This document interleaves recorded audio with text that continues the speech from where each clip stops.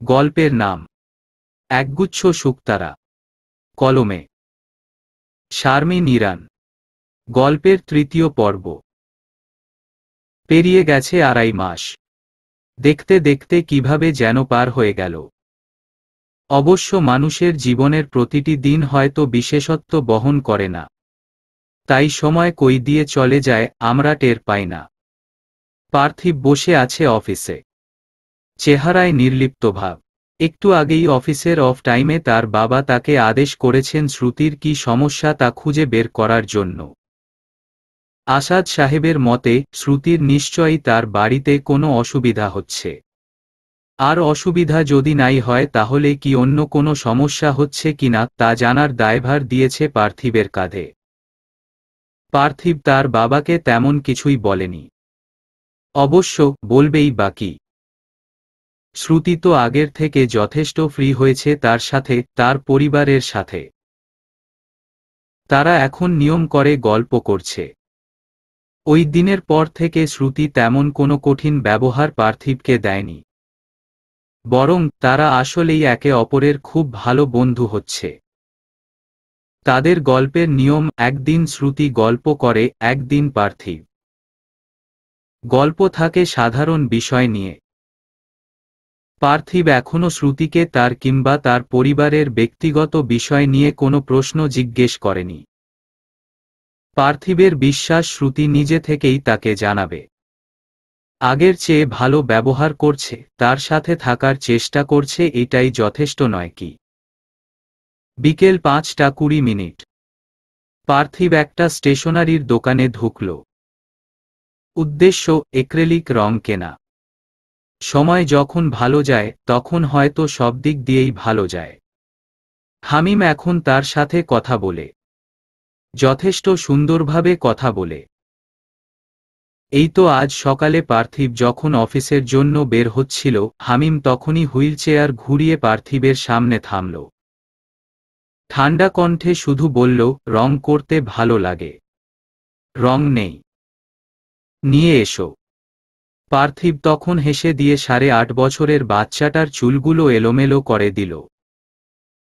আজ বিভা রান্না করেছে মুরগি ভুনা আর পাতলা ডাল। এর চেয়ে বেশি তাকে দিয়ে সম্ভব হচ্ছে না। মাত্র ২ পদের তরকারি রান্না করে তার অবস্থা খারাপ। এত গরম লাগছে যা বলার বাহিরে। শ্যামলা মুখ আগুনের তাপে লালাভ আঁচে ছেয়ে আছে।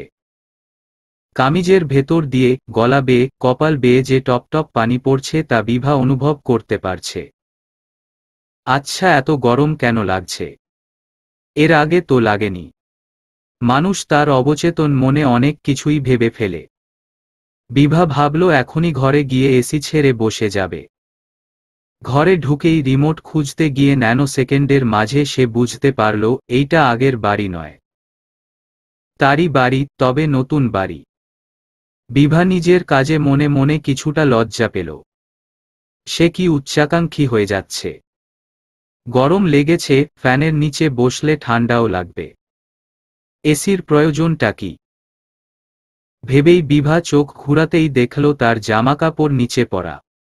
আবারও এই নিয়ে ৩-৪ দিন হবে। প্রথম ৩ দিন মাহাথির বাসায় ছিল না, আজ আছে। তার সামনেই এক পায়ের উপর আরেক পা রেখে বিছানায় আধশোয়া হয়ে ফোন টিপছে। বিভা জানে কাপড় মাহাথিরই ফালায়। তবুও আজ প্রশ্ন করল, মাহথির? উত্তর এলো না। বিভা ফের প্রশ্ন ছুড়ল, মাহথির? মাহাথিরও আমার নাম, মাহাবও আমার নাম। তুমি মাহাথির বলেই কেন ডাকো? মাহাব ডাকতে সমস্যা কি?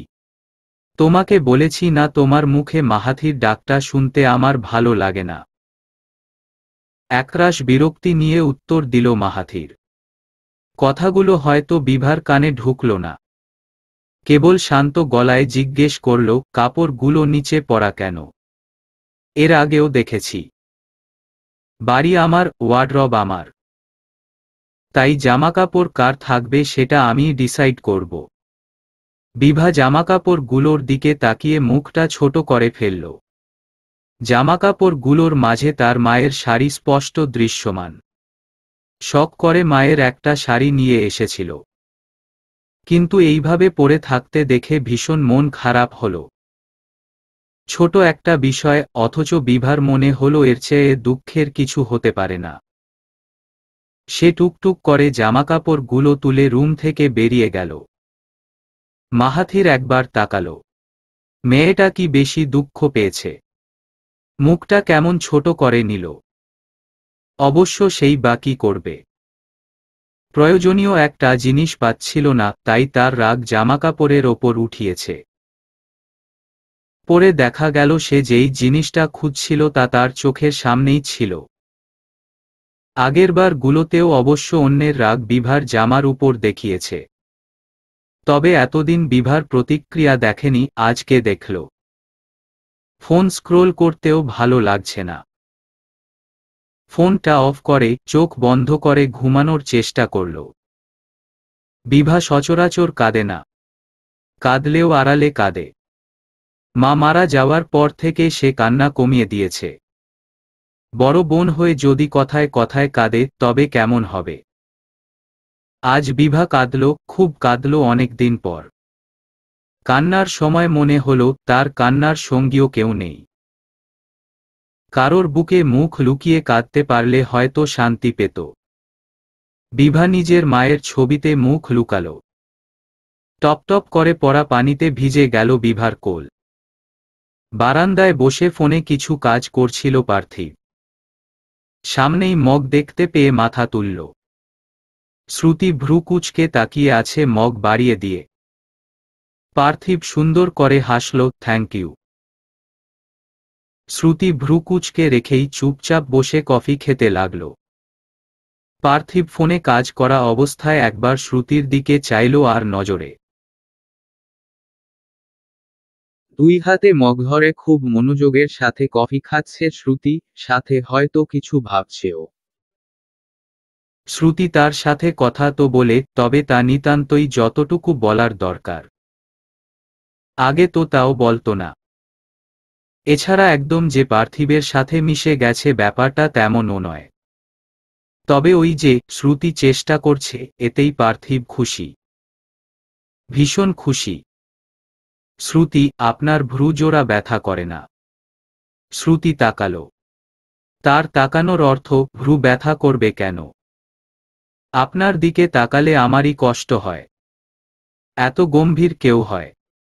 কি আর করব বলুন। অন্যদের স্বামীরা গম্ভীর, সেখানে আমার স্বামীর মুখ থেকে হাসি সরেই না, তাই সম্পর্কে ব্যালেন্স রাখার জন্য আমি মুখটা গম্ভীর করে থাকি। শ্রুতির তাছাড়া উত্তরে মাথা নিচু করে হেসে দিল পার্থিব। হাসার আরেকটি কারণ পার্থিবকে কি সুন্দর করে আমার স্বামী বলে সম্বোধন করল। মেয়েটা কিছুটা পাগল আছে। তার কথা তাকেই ফিরিয়ে দিচ্ছে। একদিন সে বলেছিল ড্রামা করে সম্পর্কের ব্যালেন্স রাখে, আর আজ শ্রুতি বলছে গম্ভীরতা দিয়ে সম্পর্কের ব্যালেন্স রাখে।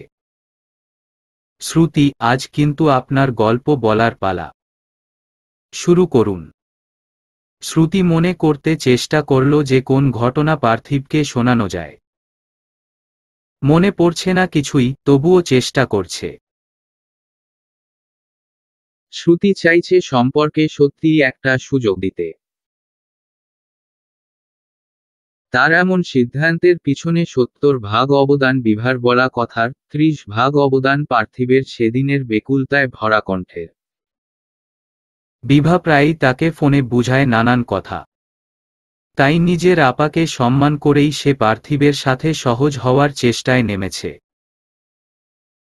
শ্রুতির হুট করে মনে পড়ল ২ বছর আগের বিভার জন্মদিনের কথা, যে বার তার বাবার আমন্ত্রণ করা অতিথিকে সে ভাগিয়ে দিয়েছিল। ভাবল এই ঘটনাই শোনানো যাক। ভীষণ আগ্রহ নিয়ে শুরু করতে গেল। শুরু করা হলো না। আচম্বিত প্রশ্ন করল, পার্থিব, আজ কত তারিখ? ২৪শে জুন। কেন বলুন তো? কারণ ৩রা জুলাই আপার জন্মদিন। গ্রেট। তাহলে চলুন সবাই মিলে সেলিব্রেট করি। সবাই। শ্রুতির কণ্ঠে শঙ্কা। আমরা সবাই আপার বাড়িতে গিয়ে উনাকে সারপ্রাইজ দিয়ে আসি। আচ্ছা, ভেবে দেখি। ভেবে দেখার কি আছে? এর আগের বছরগুলো একসাথে সেলিব্রিটি করেছেন, অথচ এই বছর করবেন না কেন? কষ্ট পাবে না আপা? আপনার বয়স কত? আপনি আমার আপাকে আপা কেন বলেন? নাম ধরে ডাকব। অবাক হয়ে গেল পার্থিব। শ্রুতি কি বলবে ভেবে পেল না। আমতা আমতা করল, না মানে? বয়সে বড় হই, সম্পর্কে ছোট, সম্মান আছে না? আর যেহেতু আমার স্ত্রী এত সুন্দর করে ডাকে, তাহলে আমারও ডাকা উচিত, তাই না? বলেই সুন্দর করে হাসল পার্থিব। আপনি শুধু হাসেন কেন? হাসা ছাড়া কাজ নেই কেন? আমার হাসি সুন্দর না? নাকি আমি সুন্দর না, খারাপ দেখতে বেশি? শ্রুতি চোখ সরিয়ে নিচে নামালো। পার হলো কিছু সময়। এরপর চোখ তুলে ধীরকণ্ঠে বলল, আপনি অনেক সুন্দর পার্থিব, একজন সুদর্শন মানুষ। তাহলে ভালোবাসেন না কেন? একবার বলেছি না যে ভালোবাসতে সৌন্দর্যের প্রয়োজন হয় না? মাথা নিচু রেখেই শুধু এক পলক তাকিয়ে বলল শ্রুতি। পার্থিব ঘাড় নিচু করে শ্রুতির মুখ দেখার চেষ্টা করল। তাহলে আমার বেলায় সেটা মানেন না কেন? আমি যে বলি আমি আপনাকে পছন্দ করি, ভালোবাসি, সেটা মানেন না কেন? বারবার নিজের দোষ কেন খুঁজে বেড়ান? শ্রুতি উত্তর খুঁজছে, পাচ্ছে না। কি বলবে এখন? কি বলা উচিত? শ্রুতির মনে হলো সে নিজে একটা মাছ, আর পার্থিবের কথা একটা জাল। জাল মাছকে আটকানোর চেষ্টা করছে, হয়তো আটকে গেছেও। শ্রুতি ব্যস্ততা দেখিয়ে বলল, তাহলে আমরা আপার বাড়িতে যাচ্ছি, সেই কথাই ফাইনাল। বলেই চলে গেল। পার্থিব কিছুটা ভ্রু উঁচিয়ে দেখতে লাগল তার বোকা বউয়ের কৃত্রিম ব্যস্ততা। পার হলো আরও কিছুদিন। আজ ১ জুলাই, সন্ধ্যা ৭টা। পার্থিব আজ আগেই বাসায় ফিরেছে কাজ সেরে। ফিরেছে বিকেলের দিকে। সারা বিকেল সবার সাথে কথা বলে এখন বসে আছে হামিমের ঘরে। উদ্দেশ্য ছিল বাচ্চাটার সাথে সময় কাটানো, তবে হামিম এখন গভীর ঘুমে মগ্ন। আজ সকাল থেকেই শ্রুতিকে বেশ উৎফুল্ল দেখাচ্ছে। অন্য দিনের তুলনায় খোশ মেজাজে ঘুরছে সে। এর কারণ অবশ্য পার্থিব ধারণা করতে পারছে। ৩ তারিখ তারা বিভার বাড়িতে যাবে। সেই কারণেই এত খুশি। ঘরে শ্রুতিকে ঢুকতে দেখা গেল। ঢুকেই বেশ আগ্রহ নিয়ে বলল, তবে শান্তভাবে, পার্থিব শুনুন, আমার মনে হয় যে মাহাথির ভাইয়ার সাথে আমার কথা বলা উচিত। হয়তো উনি জানেন না যে আপার জন্মদিন। পরে উনি লজ্জা পাবে না বলুন? উনিও কিছু প্ল্যান করতে পারবে না হয়। বলা উচিত। এখন বলবেন? হ্যাঁ, এখনই বলি। নাম্বার দিন। শ্রুতি নাম্বার নিল না। পার্থিবের ফোনেই ফোন দিল। রিং হচ্ছে। হ্যালো, আসসালামু আলাইকুম। মাহাথির ভাইয়া। শান্ত কণ্ঠ শ্রুতির। হঠাৎ করে ফোন দিয়ে এইভাবে বলায় মাহাথির বেশ অবাক হল। এইভাবে ডাকার তার চেনা পরিচিত কেউ নেই। কেউ কি ফালতু মজা করছে? এমনিতেই তার মেজাজ আজ অতিরিক্ত খারাপ। অতিরিক্তের থেকে বেশি বুঝাতে কোনো শব্দ থাকলে সেই শব্দ সমান খারাপ। সে অল্পতেই রেগে যায়, এর উপর আজ কাজে ভুলের কারণে তার বসও তাকে ঝেড়েছে। তার উপর এই ফোন যেন আগুনে ঘি ঢালার কাজ করল। কান থেকে ফোন নামিয়ে আবার দেখল, না, সেভ করা কোনো নাম্বার নয়। হ্যালো, কে বলছেন? আমি শ্রুতি বলছি। শ্রুতি নামটাও মাহাথিরের মস্তিষ্ক তেমনভাবে চেনে না। শ্রুতি। আচমকা মনে পড়ে গেল পাঞ্জাবি ছেঁড়ার ঘটনা। বিভার বোন শ্রুতি। কিন্তু তাকে কেন ফোন দিয়েছে এই অসময়ে ভেবেই প্রশ্ন করল। হ্যাঁ বলো। কোনো দরকার? কণ্ঠে দায়সারা ভাব। আপনি কি ব্যস্ত? না। বলো কি বলবে? আসলে ৩ তারিখ আপার জন্মদিন। ও আচ্ছা। আপনি কি জানতেন এই ব্যাপারে? না, জানতাম না। ও, এইটা জানাতেই ফোন করলাম। আসলে ওইদিন আমরা আসছি। আচ্ছা। এতক্ষণ ধরে মনের মধ্যে উকি দেওয়া প্রশ্নটা করেই ফেলল শ্রুতি। আপনি কি বিরক্ত হলেন? হ্যাঁ, হয়েছি। কাজের সময় ফোন দিলে বিরক্ত হওয়াই বোধ হয় উচিত। শ্রুতির মাথায় ধপ করে আগুন জ্বলে উঠলেও নিভিয়ে শান্ত কণ্ঠে বলল, আসলে আপার জন্মদিন জানানোর জন্যই ফোন করা। নয়তো বিরক্ত করতাম না। ভাবলাম জানলে হয়তো আপনি আপাকে কোনো গিফট দিতে পারবেন। আপাও খুশি হবে। বিভা কিংবা বিভা জড়িত কিছুই মাহাথিরকে কোনো প্রভাবিত করে না। আর এই মেয়ে কিনা ফোন দিয়েছে বিভার জন্মদিন জানাতে।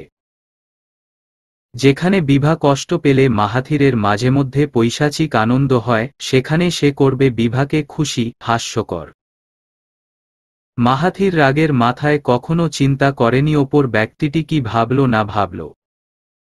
সবসময় তার যা মনে হয় তাই করে। এখন তার মনে হলো এই শ্রুতি মেয়েটাকে কষ্ট দেওয়া দরকার। গম্ভীর কণ্ঠে শুধুমাত্র বলল, শ্রুতি, তুমি হয়তো জানো না যে আমি বিভাকে তেমন পছন্দ করি না। বিয়ে হয়েছে তাই বউ, জাস্ট এতটুকুই আমাদের সম্পর্ক। হয়তো বিভা তোমাকে এই ব্যাপারে কিছু জানায়নি, তাই আমি জানালাম। ও কিংবা ও জড়িত কিছুই আমার উপর ইফেক্ট করে না। তাই ওর জন্মদিন জানলেও যা, না জানলেও তা। তবে এত কষ্ট করে ফোন দিয়েছ জন্য থ্যাংক ইউ। বাসায় এসো, দেখা হবে। শ্রুতির মনে হলো তার খুশির বাগানের গাছগুলো হঠাৎ করে মরে গেল। গাছের পাতাগুলো ঝরে গেল। তার খুশির বাগান হয়ে গেল একদম নিষ্প্রাণ। সে যে কিছু বলবে তার শক্তিটুকু খুঁজে পেল না। কান থেকে ফোন নামিয়ে লাল রঙের চিহ্নে স্পর্শ করে বিচ্ছিন্ন করে দিল তারবিহীন যোগাযোগ। বিভা যেমন অল্পতে কাঁদে না, শ্রুতির তেমন ছোট ছোট ব্যাপারে চোখ ভরে ওঠে। আর এখানে তো বড় একটা ব্যাপার। শ্রুতি মাথা নিচু করে ফোন এগিয়ে দিল পার্থিবের দিকে। ঘর থেকে বের হতে নিলে পার্থিবের গম্ভীর কণ্ঠের ডাক শুনল, শ্রুতি। শ্রুতির পেছনে ঘুরতে ইচ্ছে হল না। ভীষণ লজ্জা লাগছে। এতক্ষণ যাবৎ সব কথা শুনেছে পার্থিব। ফোন ছিল লাউড স্পিকারে।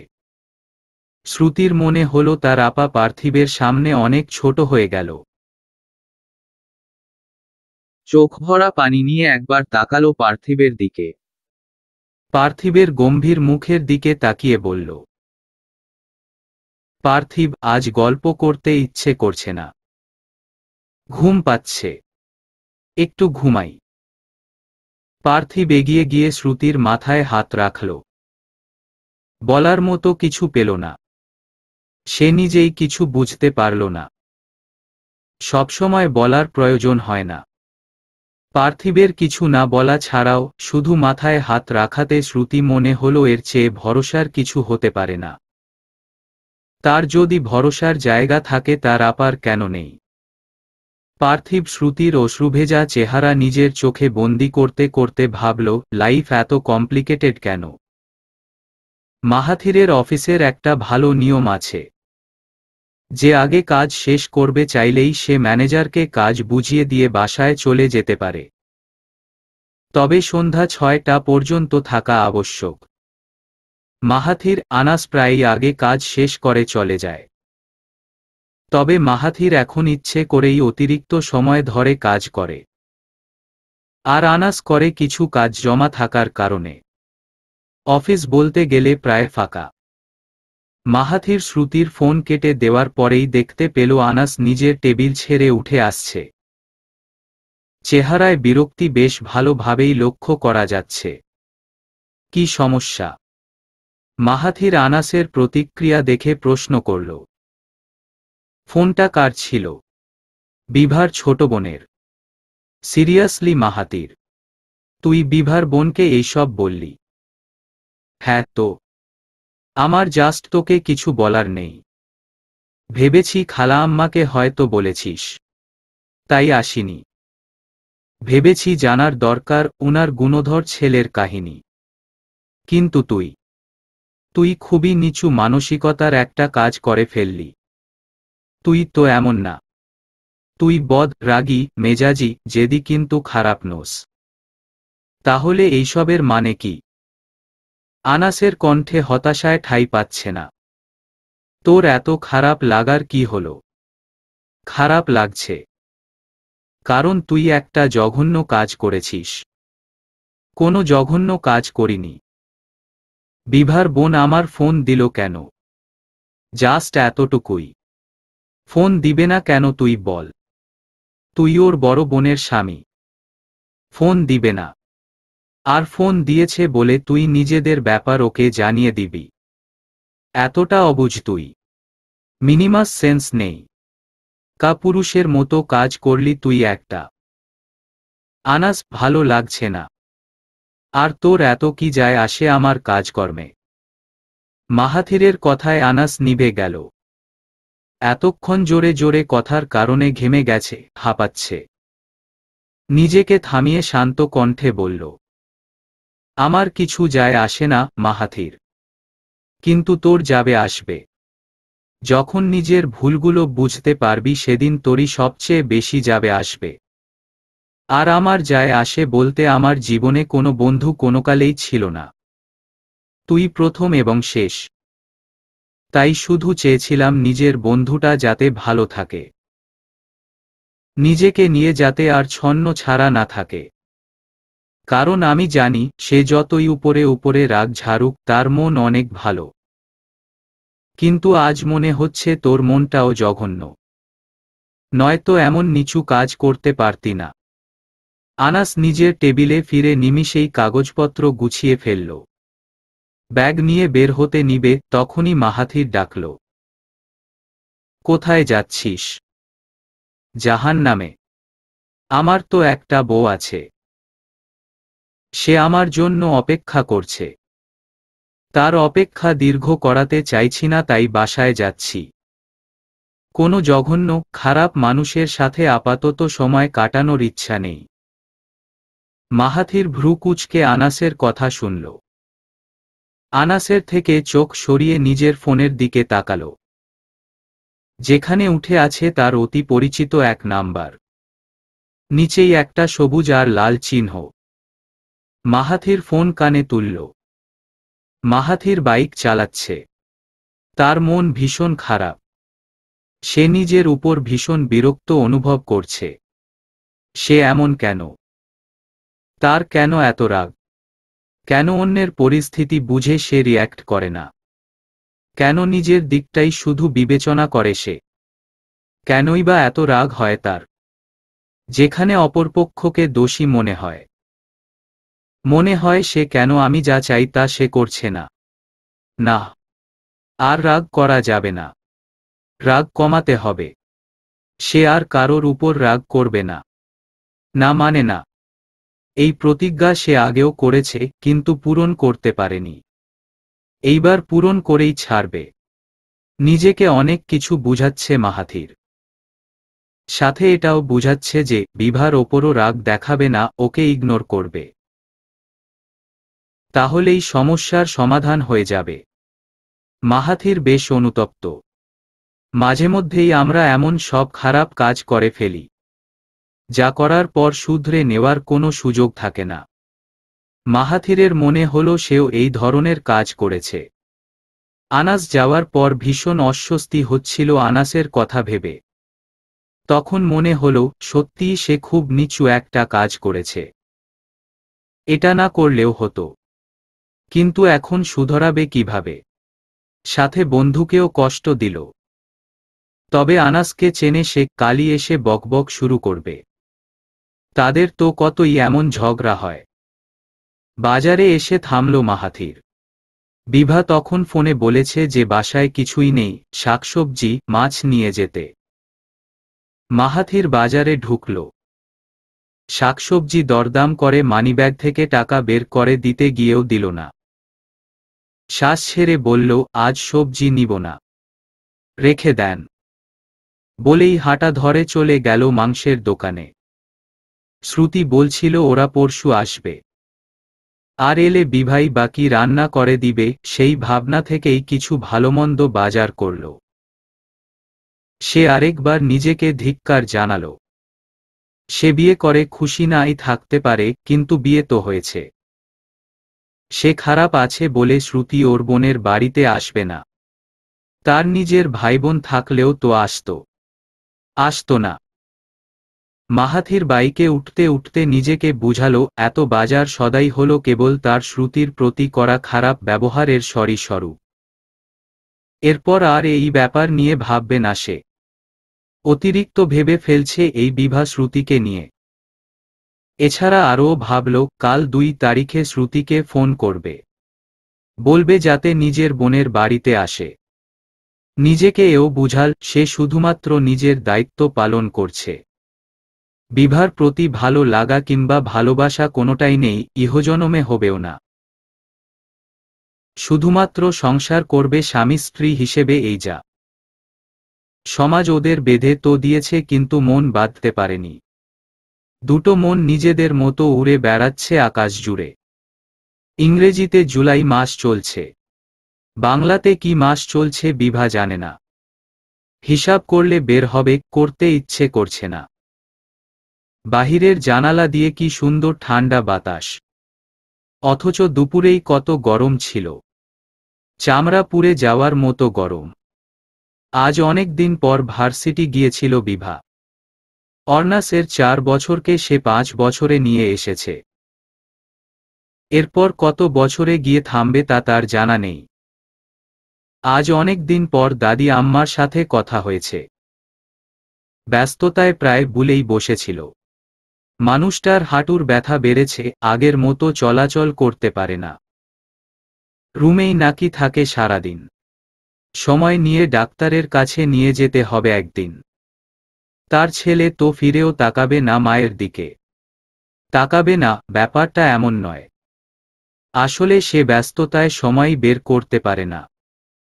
তার স্ত্রীও যে নিজের শাশুড়ির অসুস্থতা সম্পর্কে তাকে অবগত করবে এত ভালো বৌভাগ্য আমিনার জুটেনি। আচ্ছা, একটা লোক এত খারাপ কেমন করে হতে পারে?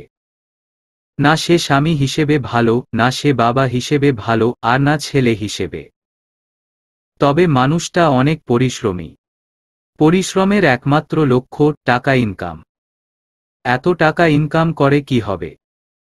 সে যখন অসহায় বোধ করবে তখন কি টাকা তাকে ভরসা দিতে পারবে? সে যখন একাকিত্ব অনুভব করবে তখন কি টাকা তাকে সঙ্গ দিতে পারবে? জীবনে সবকিছুরই প্রয়োজন আছে, তবে তা নির্দিষ্ট পরিমাণে। রাত 12টার পর 3রা জুলাই হবে বিভার জন্মদিন। বিভা জানে আজ তার জন্মদিন। সে অপেক্ষা করছে শ্রুতির ফোনের। তাকে শুভেচ্ছা জানানোর জন্য একমাত্র তার ছোট বোন তো রয়েছে। অনেকক্ষণ পেরিয়ে যাওয়ার পরও যখন ফোন এলো না, বিভা মোবাইল হাতে নিয়ে দেখল কয়টা বাজে। 12:17 বাজে। শ্রুতি ফোন করল না যে। প্রতিবার শ্রুতি, হামিম, দাদি আম্মু ভীষণ যত্ন করে বিভাকে জন্মদিনের উইশ করে। বিভার ভালো লাগে। মনে হয় এই পৃথিবীতে কেউ তো আছে যাদের কাছে সে মূল্যবান। দাদি আম্মুর যে এত বয়স হয়েছে, তবুও সে দুপুরেই বিভাকে অনেক দোয়া দিয়েছে। সে যে মনে রেখেছে এই কত। কিন্তু শ্রুতির ব্যাপারটা একটু খারাপ লাগল। মুহূর্তেই ভাবল শ্রুতি হয়তো ভুলে গিয়েছে কিংবা কাল ফোন করবে। এর আগে তো 2 জন 2 বাড়িতে না, এক বাড়িতে ছিল। তাই অন্যান্য বছরের সাথে এই বছরের তুলনা চলে না। বিভা পাশে তাকালো। মাহাথির নিজের মতো কাগজপত্রে কি যেন লেখালেখি করছে। মাহাথিরকে একবার ভাবল ডেকে বলবে যে আজ তার জন্মদিন। থাক, কি দরকার? কাজ করছে, করুক। বিভা নিঃশব্দে উঠে গেল। ব্যাগ থেকে কিছু একটা বের করে চলে গেল অন্য রুমে। মাহাথির রুমের দরজায় তাকালো। অন্য রুমের আলোর প্রতিফলন বুঝিয়ে দিল যে অন্য রুমের লাইট ঝালানো হয়েছে। কিছু একটা ভেবে মাহাথির নিজের ফোনের পাওয়ার বাটন অন করল। ৩রা জুলাই, মেয়েটার জন্মদিন। তার কি উইশ করা উচিত ডেকে? ফোন অফ করে কাজে মনোযোগ দিল মাহাথির। এদিকে বিভা তার মা তাহিরার ডায়েরি খুলল। ডায়েরিতে মোটামুটি তাহিরার কৈশোর থেকে বেঁচে থাকার আগ পর্যন্ত প্রায় অনেক কিছুই লেখা আছে। বিশেষ করে গুরুত্বপূর্ণ ঘটনাবলী। বেঁচে থাকতে এই ডায়েরি কেউ পড়েনি। শেষ মুহূর্তে বিভাকে ডায়েরিটা দিয়ে শুধুমাত্র বলেছিল এই ডায়েরি যাতে কেউ না পড়ে, কারোর হাতেই যাতে না পড়ে। বিভা কারোর হাতে পড়তে দেয়নি। তবে শ্রুতিকে একবার দিয়েছিল। শ্রুতি কয়েক পৃষ্ঠা পড়ে আর পড়েনি, ফেরত দিয়েছে বিভাকে। শ্রুতির ভাষ্যমতে ডায়েরি পড়লে তার মায়ের কথা বেশি মনে পড়ে, এতে তার দুঃখ আরও বেশি হয়, কান্না পায়, তাই সে পড়ে না। পক্ষান্তরে বিভার ডায়েরিটা পড়তে ভীষণ ভালো লাগে। মনে হয় সে তার মায়ের সাথে কথা বলছে। এই ডায়েরির শুরু থেকে শেষ পর্যন্ত তার পড়া। পৃষ্ঠা উল্টিয়ে উল্টিয়ে নিজের প্রিয় পৃষ্ঠা বের করল। বের করে পড়তে লাগল। আজ ৩রা জুলাই। আমার জীবনের কিছু শ্রেষ্ঠ দিনের মধ্যে একটি।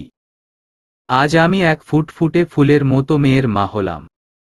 মহান আল্লাহর নিকট কৃতজ্ঞতা প্রকাশের ভাষা আমার নেই। জীবনে তো তেমন কোনো ভালো কাজ আমি করিনি, তাহলে এমন ফুলের কলি আমার গর্ভে জন্ম নিল কেমন করে? আমার মেয়ের নাম রেখেছি বিভা। অনেক যত্ন করে এই নামটা আমি রেখেছি। বিভা নামের অর্থ দীপ্তি, সৌন্দর্য। আমার মেয়ের নাম সার্থক। আজ আমার ভাইয়ের বউ আমার মেয়েকে দেখতে এলো। বলল মেয়ে নাকি কালো হয়েছে, আমার রং পায়নি। অথচ আমার মেয়ের দিকে তাকালে তার সৌন্দর্যে আমার কান্না চলে আসে। কি সুন্দর ফুটফুটে মেয়ে আমার। মাশাআল্লাহ। আমার নাম তাহিরা ইবনাত। এতদিন সবাই আমাকে তাহিরা বলে ডাকত। অথচ এখন আমাকে সবাই ডাকে বিভার মা বলে। কথাটা শুনতে এত শান্তি লাগে। মনে হয় এই পৃথিবীতে এর চেয়ে সুন্দর শব্দ আর হতে পারে না। আমি তাহিরা নই, আমি বিভার মা। বিভা মুচকি হেসে সব পড়ল। পড়তে পড়তে কখন চোখে পানি চলে এলো বুঝল না। পুরো ডায়েরি জুড়ে তাকে নিয়ে তার মায়ের শত শত পাগলামি আছে। শ্রুতির বেলায়ও বাদ যায়নি। শ্রুতির বাচ্চামো, অবুঝপনা নিয়ে তাহিরার কত আবেগ। তার এবং শ্রুতির প্রতি অনুভূতি তো ডায়েরিতে জায়গা পেল, শুধু পেল না হামিমের প্রতি অনুভূতি। তবে সেই ডায়েরিতে হামিমকে নিয়েও একটা লাইন আছে। লাইনটা কিছুটা এরকম, আজ আলট্রাতে ধরা পড়েছে আমার ছেলে হবে। আমি 2 মেয়ে, 1 ছেলের মা হব। আমার ছেলে হলে তার নাম রাখব হামিম। বিভা, শ্রুতি, হামিম। আমার যত্নের 3 জীবন্ত পুতুল। আমি তাহিরা নই, আমি বিভা, শ্রুতি আর হামিমের মা। বিভা নিঃশ্বাস ছাড়ল। কি হতো তার মা যদি হামিমকে দেখে যেত, কি হতো যদি আর কিছুদিন থেকে তার 3 জীবন্ত পুতুলকে আগলে রাখত। বিভা ডায়েরিটা আবার খুলল। পরের পৃষ্ঠাগুলো পড়তে নিল কিন্তু আর পড়ল না। কারণ এই পৃষ্ঠাগুলোয় তার বাবাকে নিয়ে লেখা।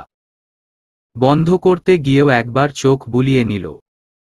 মেয়ে হওয়াতে আমিন খুশি হয়নি তা আমি বুঝতে পারি। মেয়ে হয়েছে তার উপর গায়ের রং চাপা, এইটাই আমিনের সমস্যা।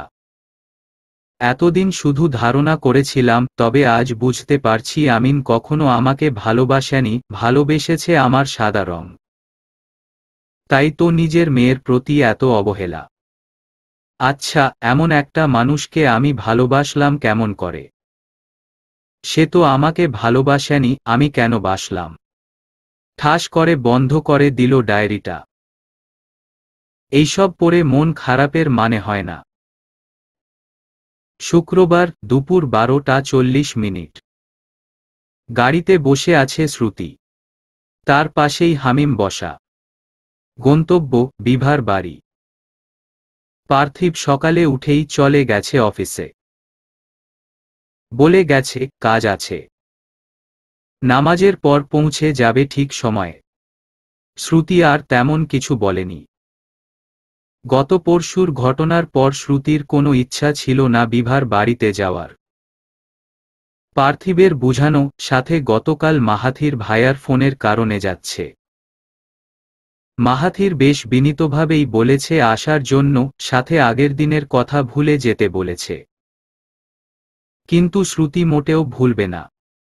শ্রুতি ঠিক করল বিভাকে গিয়ে আজ সব সত্যি জিজ্ঞেস করবে। এরপর মিস্টার মাহাথিরের 14টা বাজাবে। যদিও পার্থিব তাকে বুঝিয়েছে স্বামী স্ত্রীর ব্যাপারে অতিরিক্ত নাক গলানো দৃষ্টিকটু হবে, কিন্তু শ্রুতি তো নাক কান হাত পা সব গলাবে। হঠাৎ কলিং বেল বাজল। এই সময়ে আবার কে এলো? বিভা ভাতের চাল ধুতে নিচ্ছিল। পাতিলটা রান্নাঘরে রেখে কিছুটা দৌড়ে গিয়ে দরজা খুলল। যাকে দেখল তাকে দেখার জন্য মোটেও প্রস্তুত ছিল না। আমিন শিকদার। কিন্তু তিনি এখানে কেন? এইভাবে না বলে কয়ে আসার মানে বিভা খুঁজে পেল না। সেই সাথে তার পাশের অ্যাসিস্ট্যান্টকে দেখে বিভা আরও বিব্রত বোধ করল। এই বাসায় এই সময়ে আমিন সাহেবকে আশা করেনি বিভা। সাথে আবার তার অ্যাসিস্ট্যান্টও আছে। বিভা সরে গেল দরজা থেকে। শান্ত নিষ্প্রাণ কণ্ঠের বাক্য, ভেতরে আসুন। আমিন সাহেব হাসি হাসি মুখে ভেতরে ঢুকল। সাথে ঢুকল তার সহকারী। ভেতরে ঢুকে কাউকে না দেখে আমিন সাহেব একটু অবাক হল। কেউ নেই কেন? হয়তো পৌঁছায়নি। এবার চোখ ঘুরিয়ে ঘুরিয়ে দেখতে লাগল ফ্ল্যাটটা। 3 বেড, ডাইনিং, ড্রয়িং, বড় এক বারান্দা মিলে ছিমছাম ফ্ল্যাট। ডাইনিং রুমে নিতান্তই ছোট্ট একটা খাবার টেবিল। সব দেখে হালকা কৌতূহলী হয়ে প্রশ্ন করল, এই বাসায় থাকতে অসুবিধা হয় না? তার প্রশ্নের পিছনে লুকায়িত বাক্য, এতকাল এত দামি দামি আসবাবপত্র ব্যবহার করে এখন বিভার অসুবিধা হওয়া উচিত। না, অসুবিধা হয় না। নিজের বাসায় অসুবিধা হওয়ার কথাও না। পৃথিবীর সবচেয়ে শান্তির, নিরাপত্তার জায়গা হলো নিজের বাসা। আর এইটা আমার বাসা, যেখানে আমি নিজের ইচ্ছেমতো থাকতে পারি, যা খুশি করতে পারি। তাই এখানে আমার অসুবিধা হয় না। আমিন সাহেব যেমন নিজের করা প্রশ্নে নিজের আভিজাত্য বোঝাতে চেয়েছিল, বিভাও তেমন তার দেওয়া উত্তরে অপ্রকাশিতভাবে বুঝিয়ে দিল আমিন সাহেবের বাসায় সে নিজের ইচ্ছেমতো থাকতে পারত না, এখানে পারে এবং সে এখানে অনেক শান্তিতে আছে। ব্যাপারটা বুঝতে পেরে আমিন সাহেব আর দ্বিতীয় প্রশ্ন করল না। তুমি এখানে কি করছো? আমিন সাহেব সোফায় বসেছিলেন। চোখ তুলে দরজায় তাকালেন। শ্রুতি দাঁড়িয়ে হতবাক হয়ে তাকিয়ে আছে। আমিন সাহেব বুঝতে পারলেন তাকে এখানে একদমই আশা করেনি বিভা। শ্রুতি মুখ কুঁচকে পাশে থাকা হামিমের হুইল চেয়ার ধরে ভেতরে ঢুকল। বিভা এগিয়ে এলো ভাই বোনের কাছে। শ্রুতির দিকে তাকাল। শ্রুতির মুখের প্রতিক্রিয়ার অর্থ তার দিনটাই খারাপ হয়ে গেল। বিভা কিছু বলল না। আমিন সাহেবের সামনে তার অস্বস্তি হয়, মুখ দিয়ে কথা বের হয় না। শ্রুতি মুখ কুঁচকে আবার জিজ্ঞেস করল, আপনাকে এখানে কে আসতে বলেছে? আমিন শিকদার। আসছেন কেন? আমিন সাহেব বিরক্ত বোধ করল। একটু আগেই তুমি করে ডাকলো, এখন আবার নাম ধরে ডাকছে, তাও আবার তার সহকারীর সামনে। বিরক্ত হয়ে শাসন করতে চাইল, এইসব কেমন আচরণ শিখেছ তুমি? আগের থেকেও দেখি বেয়াদব হয়ে গেছ। হ্যাঁ, আমি বেয়াদব। আপনাকে অনুরোধ করছি এই বেয়াদবের সামনে থেকে চলে যান প্লিজ। কি কারণে আসছেন বলেন তো? কি সমস্যা? শ্রুতি অধৈর্য হয়ে পড়ল। কি করবে ভেবে পেল না। এই মানুষটাকে সে সহ্যই করতে পারে না। অসভ্যের মতো ব্যবহার থামাও।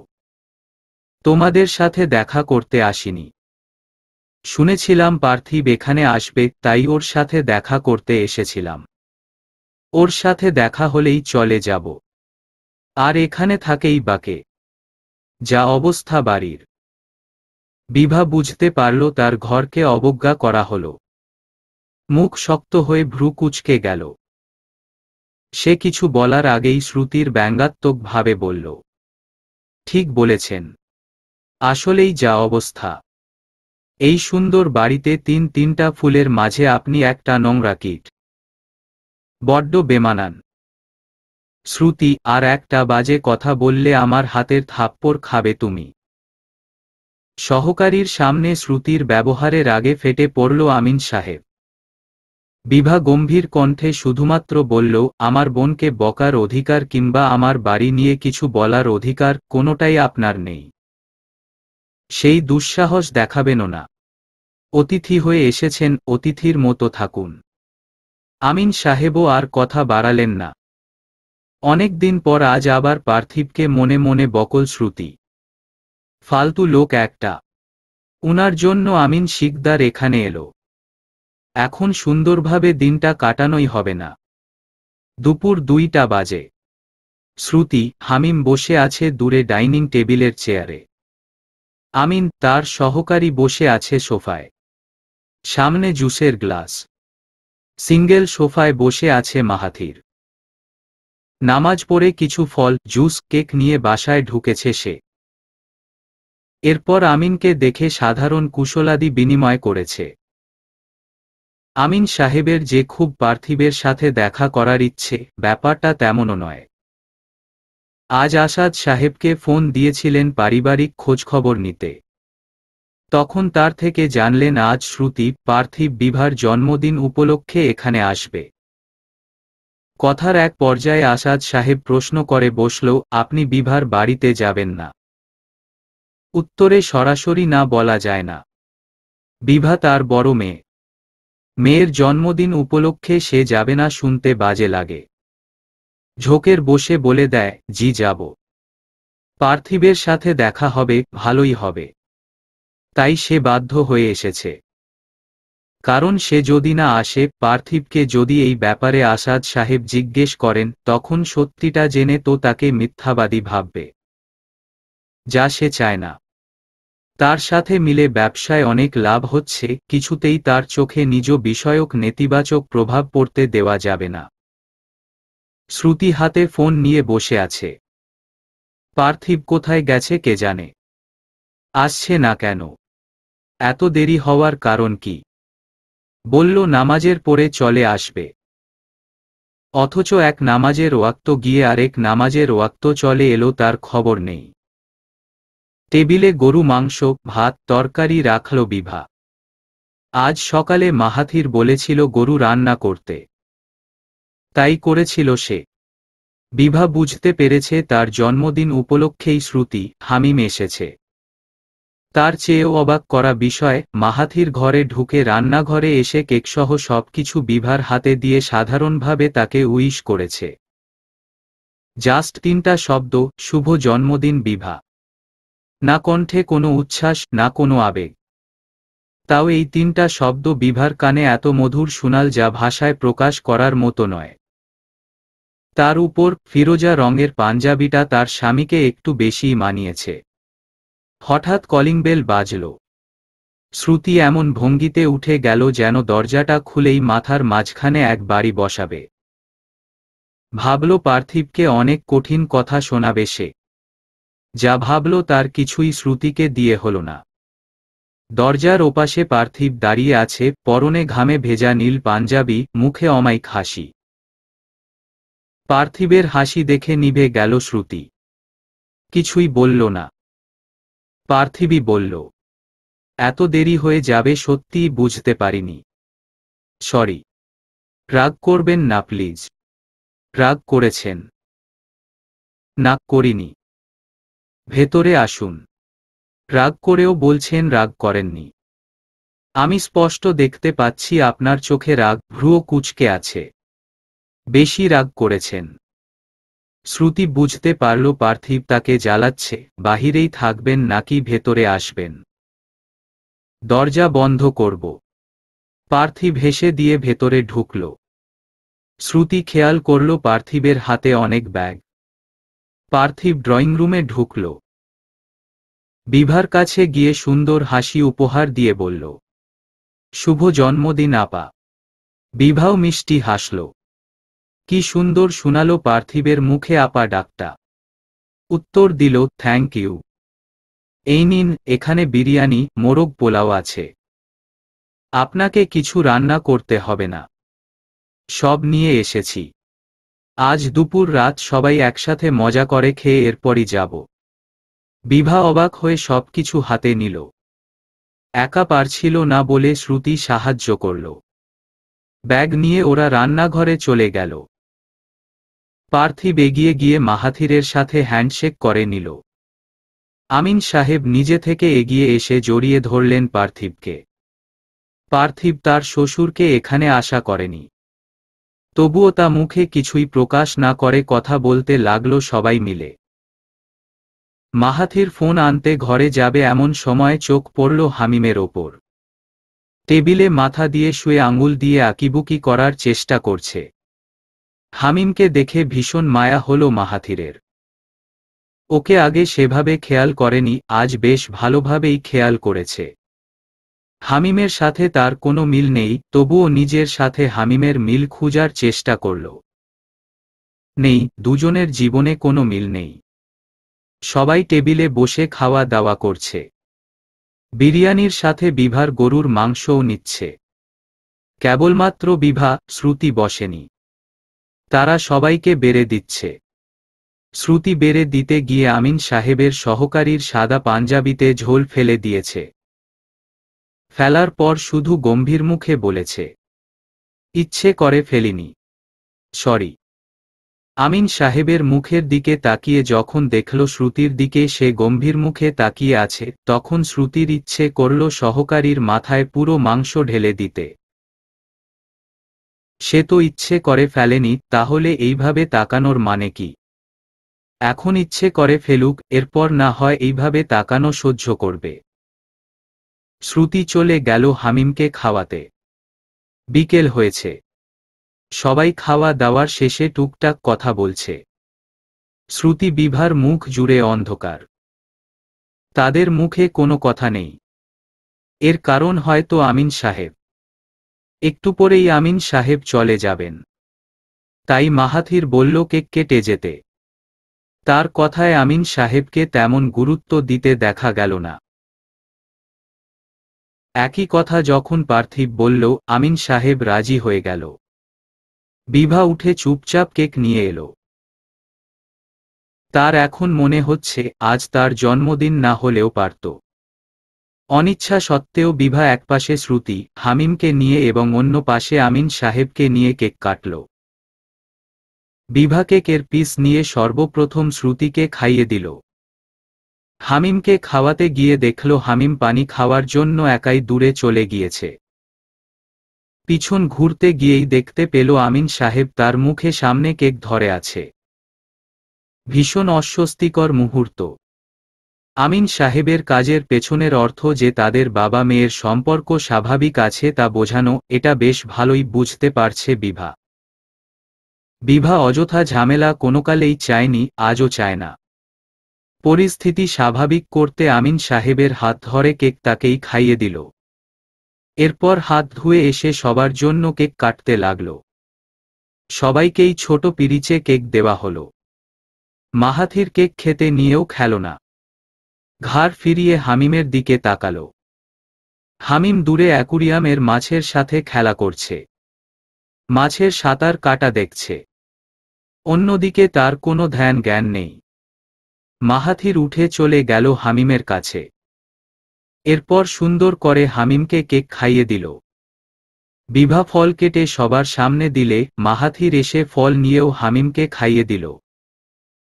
ইতোমধ্যে এই দৃশ্য সকলের চোখে পড়ে গেল। বিভাও নির্নিমেষ চেয়ে আছে দুজনের দিকে। মাহাথির সকাল থেকেই স্বাভাবিক আচরণ করছিল, তাই বলে এতটাও বিভা আশা করেনি। আমিন সাহেব উঠে পড়েছেন। তার চলে যাওয়ার সময় হয়েছে। সে উঠে নিজের ছেলের দিকে গেল। হাতে থাকা টিস্যু দিয়ে হামিমের মুখ মুছে দিতে দিতে হেয়ালি প্রশ্ন করল, তুমি তো অপরিচিত কারোর হাতে খাবার খাও না, তাহলে আজ খেলে যে? পার্থিব ভ্রু কুঁচকে ফেলল। মাহাথির ভাই অপরিচিত কেন হবে? বোনের স্বামী অপরিচিত হয়? মাহাথির এতক্ষণে বেশ ভালোই বুঝেছে যে লোকটা তাকে পছন্দ করে না। অবশ্য এতে তার কিছুই যায় আসে না। তার গন্ডারের চামড়ায় সহজে কিছু গায়ে লাগলে তো। হামিম সচরাচর আমিন শিকদারের সাথে তেমন কথা বলে না। কোনোদিন কোনো প্রশ্ন করলে উত্তর দেয়নি, চুপ থেকেছে। এনার প্রতি আলাদা এক ভয়, আতঙ্ক সবসময়ই হামিমকে ঘিরে রাখে। এছাড়া এমনিতে সাধারণ সময়ে হামিম কিছু না বুঝলে অতিরিক্ত প্রশ্ন করে অবুঝের মতো। অথচ আজ সবাইকে অবাক করে দিয়ে সামনের দিকে আঙুল তাক করে বিজ্ঞ শিশুসুলভ কণ্ঠে বলতে লাগল, ও আমার একটা ফ্রেন্ড। আমার ভাইয়া হয়। সে বলেছে ইনি আমার আপুর হাজবেন্ড। আর আপুর হাজবেন্ডরা নাকি খুব ভালো হয়। তাই আমি তার সাথে কথা বলি, গল্প করি, ছবি আঁকি। সে তো ছোট আপুর হাজবেন্ড। আজ বড় আপুর কাছে এলাম। বুঝলাম এও আমার আপুর হাজবেন্ড। তার মানে এও ভালো। এও আমার ফ্রেন্ড। তাই আমি তার হাতে খেয়েছি। হামিম প্রথম পার্থিব এবং পরে মাহাথিরকে তাক করে ঢিমেতালে বলে শেষ করল কথাগুলো। হামিমের কথা শুনে শ্রুতি পার্থিবের দিকে তাকাতেই দেখল পার্থিব সুন্দর এক হাসি নিয়ে তাকিয়ে আছে হামিমের দিকে। শ্রুতি তাড়াতাড়ি চোখ সরিয়ে নিল। এই লোকের হাসি কি সত্যিই সুন্দর? নাকি শ্রুতির চোখে ছানি পড়েছে? কেমন বুক ধক করে ওঠা হাসি হাসে। শ্রুতি ঠিক করল আর পার্থিবের দিকে তাকাবে না। কক্ষনো না। এদিকে হামিমের কথা শুনে মাহাথির হেসে দিয়ে হামিমের গোল গোল চুলগুলো হাত দিয়ে এলোমেলো করে দিল। হামিম ভেবে পায় না সবাই তার চুল এলোমেলো কেন করে। সে এক আঙুল দিয়ে নিজের চুল কপাল থেকে সরিয়ে ফেলল। আমিন সাহেব চলে গেছে অনেকক্ষণ হয়। সে থাকাকালীন তার ক্যামেরায় কিছু ছবি তোলা হয়েছিল।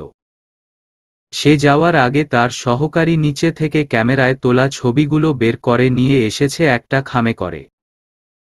শ্রুতির হাতে দিয়ে গিয়েছিল সেই খাম। আমিন সাহেব যাওয়ার পর থেকেই পার্থিব এক নতুন শ্রুতিকে আবিষ্কার করছে। কি সুন্দর হেসে খেলে কথা বলছে। শ্রুতি তার আপার সাথে, ভাইয়ের সাথে যথেষ্ট প্রাণোচ্ছল থাকে। এইভাবে অন্য কোনো সময় দেখেনি পার্থিব। তবে দেখতে ভালো লাগছে। 2 সিটের সোফায় মাহাথির, পার্থিব বসে আছে। তাদের একদম বিপরীত পাশের সোফায় বিভা, শ্রুতি। বিভার পাশে হামিম। বিভা, শ্রুতি মিলে কথা বলছে। মাহাথির, পার্থিব নীরব দর্শকের ভূমিকায় আছে। তারা দুজন খামের ছবিগুলো দেখছে। পার্থিব বলল, ছবিগুলো সুন্দর হয়েছে। শ্রুতি উৎফুল্ল হয়ে বলল, আপা চলো ছবিগুলো দেখি। বলেই ছবিগুলো পার্থিবের হাতে থেকে নিয়ে এসে দুজন মিলে দেখতে লাগল। বিভার মুখের হাসি মিলিয়ে গেল। 2 বোনের মুখেই অন্ধকার। প্রতিটা ছবিতে আমিন শিকদার আছে। তারা 5 জনই ঠিক ছিল, আমিন শিকদারকে থাকতে কে বলেছে? বিভা একটার পর একটা ছবি দেখতে লাগল। না, কোনো ছবিই আমিন শিকদার বিহীন নেই। তার মুখের অন্ধকার যেন গাঢ় হল।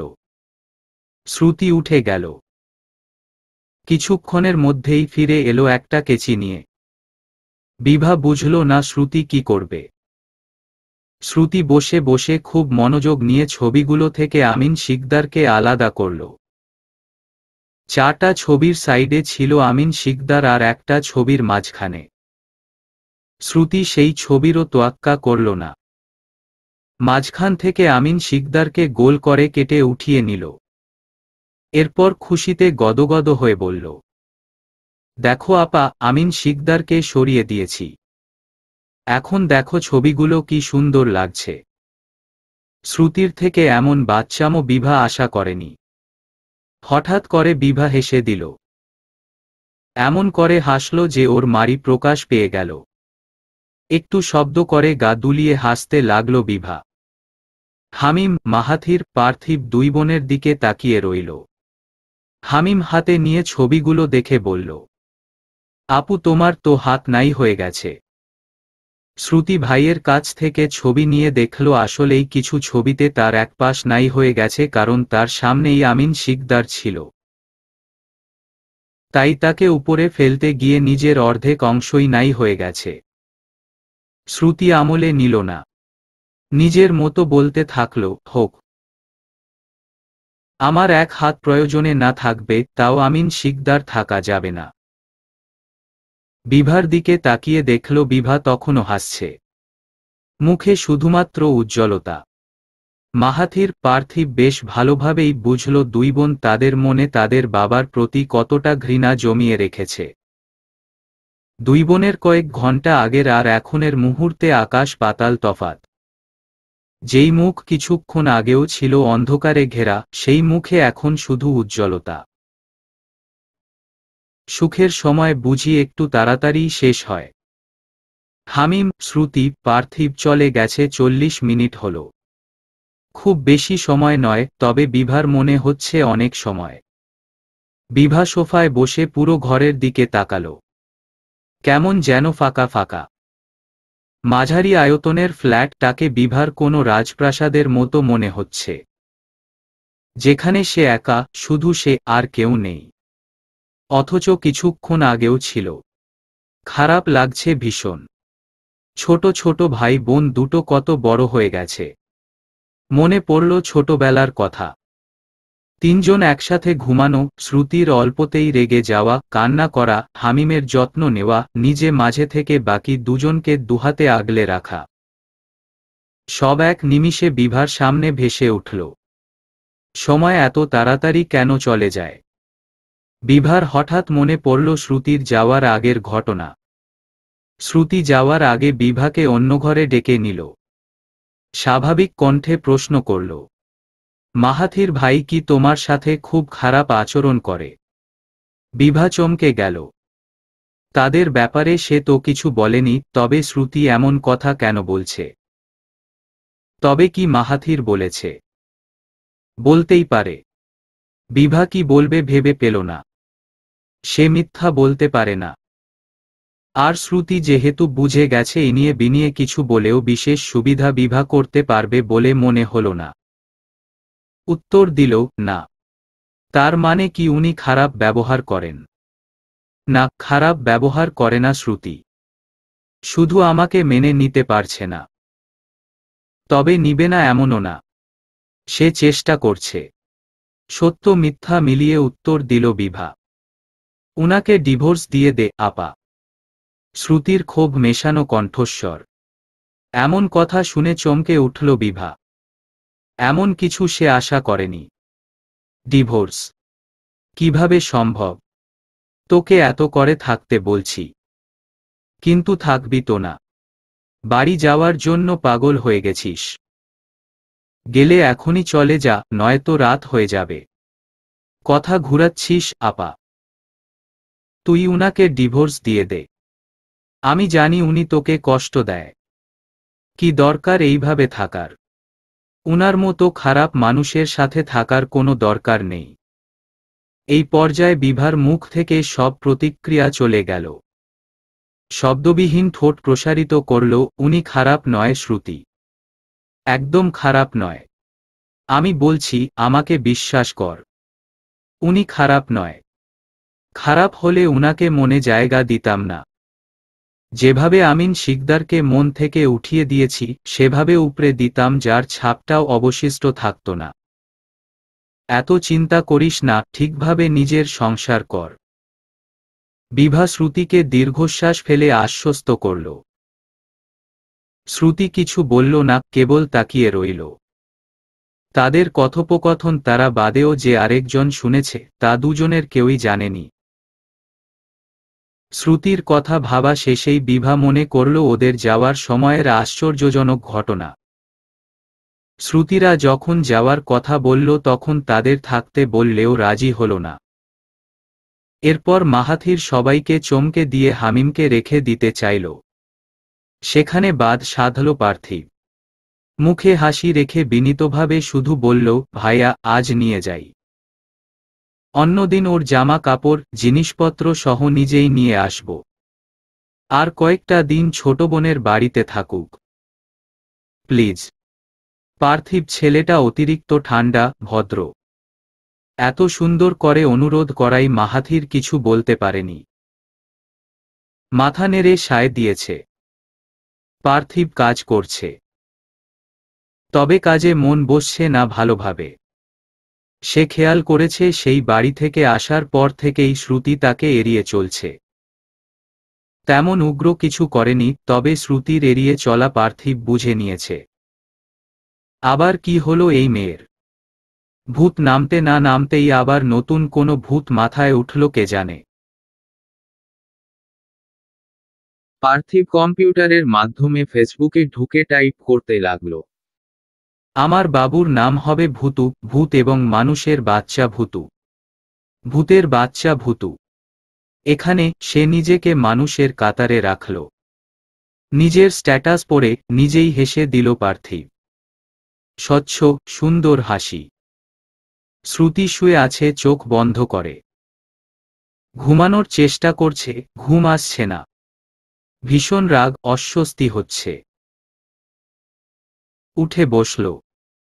নিজের এক হাতের আঙুল দিয়ে অন্য হাতের মাংস খুবলে ধরল। সে রেগে গেলে নিজেকে শাস্তি দেয়, এতে সে শান্তি খুঁজে পায়। পার্থিব ঘরে নেই। কোথায় গেছে কে জানে। পার্থিবকে ধরে অনেক নৃশংসভাবে খুন করতে ইচ্ছে করছে। তার জন্য সে হেরে যাবে। কে বলেছিল বন্ধুত্ব করতে? লাগবে না তার কোনো বন্ধুত্ব, তবুও হারবে না। কিছুতেই না। আমিন শিকদারের কথা মনে পড়ে গেল। শ্রুতি তখন তার পাশে বসা ছিল। আমিন শিকদার মাথায় হাত বুলিয়ে বলল, সুন্দর মতো সংসার করছো, দেখে ভালো লাগছে। ব্যাস। আমিন সাহেবের কথাটায় শ্রুতির মনে হলো ওর গায়ে কেউ জ্বলন্ত কয়লা ছুঁড়ে মেরেছে।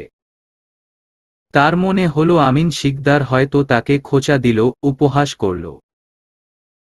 সে বলেছিল 6 মাসের মধ্যে শ্বশুরবাড়ি থেকে ফেরত চলে যাবে।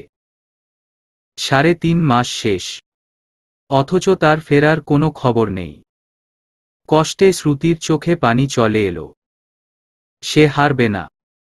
না মানে না। উনি খারাপ নয় শ্রুতি, একদম খারাপ নয়। আমি বলছি, আমাকে বিশ্বাস কর। উনি খারাপ নয়। খারাপ হলে উনাকে মনে জায়গা দিতাম না। যেভাবে আমিন শিকদারকে মন থেকে উঠিয়ে দিয়েছি সেভাবে উপড়ে দিতাম, যার ছাপটাও অবশিষ্ট থাকত না।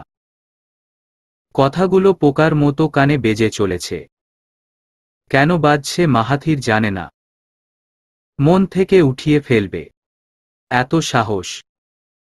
কথাটা বেশ ভালোভাবেই মাহাথিরের মনে আঘাত হানল। সেই সাথে রাগও হতে শুরু করল।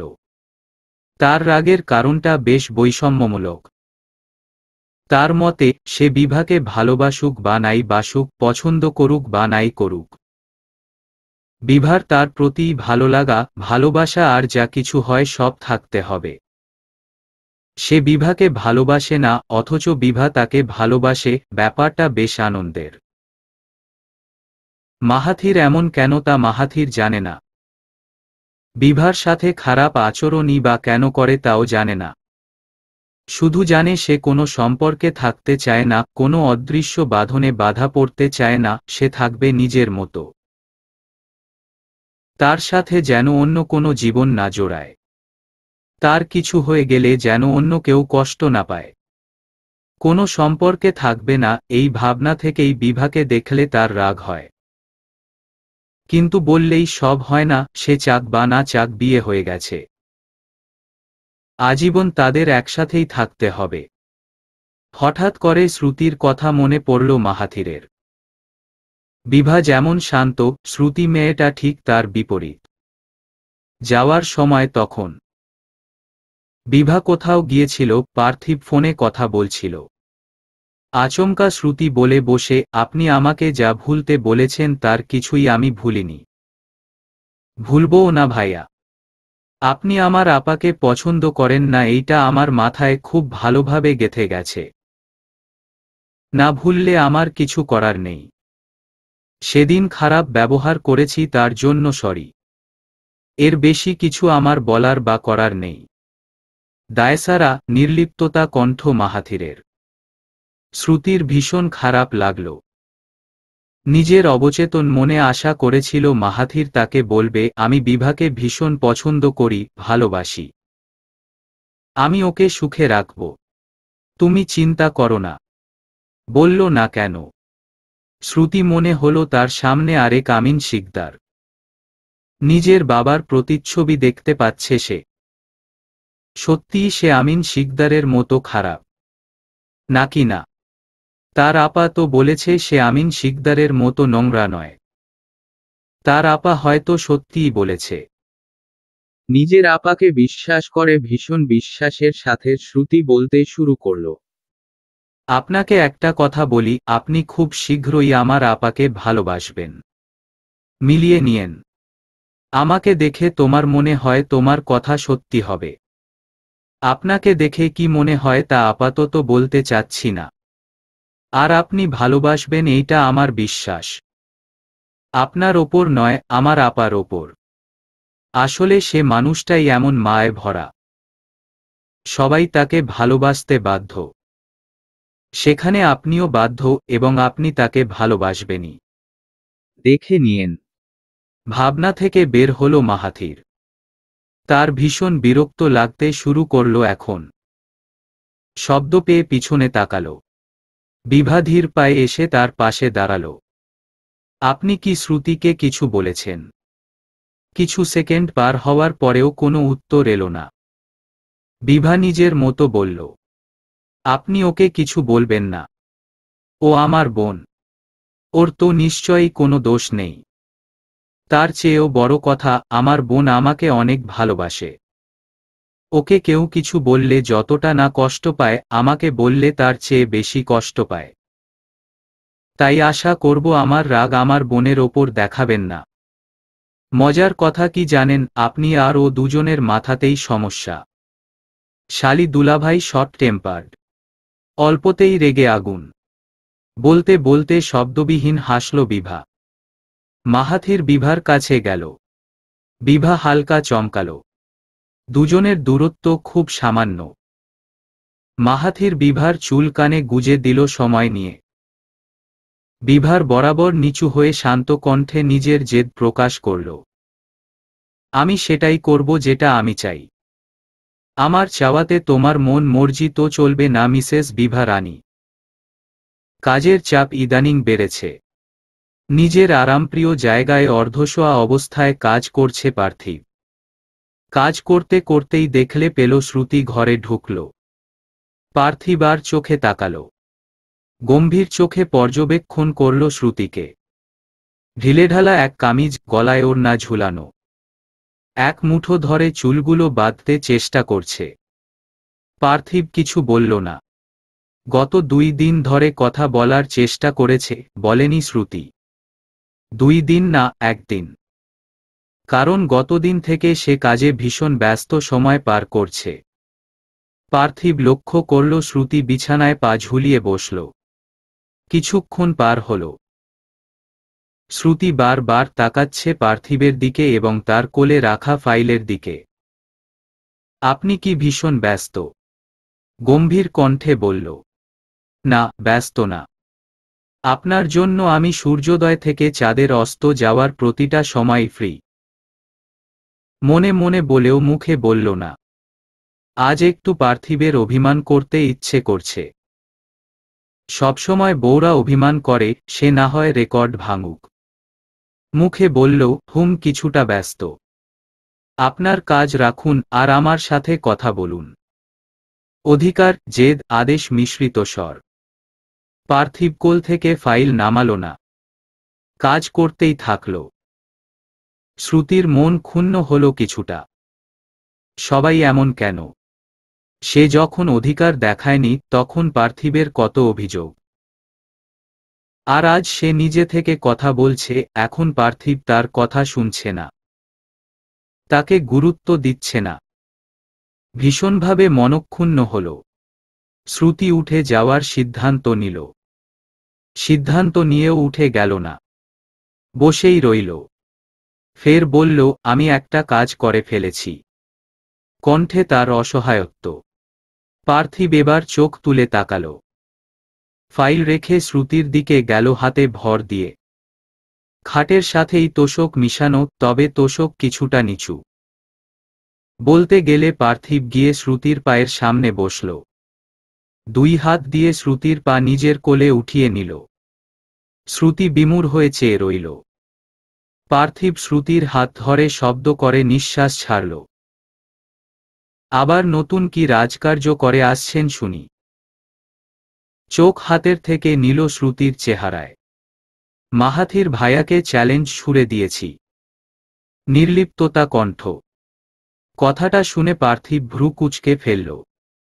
শ্রুতি বুঝল পার্থিব বুঝেনি। তাই বলতে শুরু করল, মাহাথির ভাইয়াকে বলেছি উনি আমার আপার প্রেমে পড়বে। পড়বেই। ভালো করেছেন, তবে এখানে সমস্যাটা কোথায়? প্রেমে যদি না পড়ে তাহলে? তাহলে তো আমি হেরে যাব। পার্থিব হারার জন্য ভয় পাচ্ছেন? হ্যাঁ, পাচ্ছি। তার চেয়েও বড় বিষয়, হারি বা জিতি সেটা পরের বিষয়। উনি আমার আপাকে ভালোবাসবে না কেন? বাসতেই হবে। আমার আপা কি খারাপ? একদম না। উনি খুব ভালো মানুষ। তাহলে ভালোবাসবে না কেন বলুন? পৃথিবীটা এরকম কেন? পার্থিব আমার মা তো খুব সুন্দর ছিল, তাও বাবা অন্য মেয়ের সাথে পরকীয়া করেছে। আমি কালো, অথচ আপনি বলেন আমাকে ভালোবাসেন। অথচ আপাকে আবার ভাইয়া ভালোবাসে না কেন? বিধ্বস্ত কণ্ঠ শ্রুতির।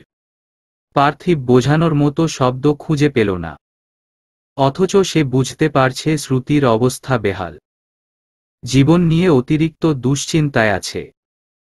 পার্থিব শ্রুতির পা নামিয়ে শ্রুতির পাশে গিয়ে বসল। কিছুক্ষণ পর মাথায় আদুরে হাত বুলাল, যেন শ্রুতি কোনো ছোট বাচ্চা। এত অধৈর্য হলে চলবে। জীবনকে একটু সময় দিয়ে দেখুন, দেখবেন জীবন কত সুন্দর। আপাকে নিয়েও এত চিন্তা করবেন না। তার উপর এতটুকু বিশ্বাস নেই। দেখবেন সে ঠিকই সব অর্জন করে নিবে।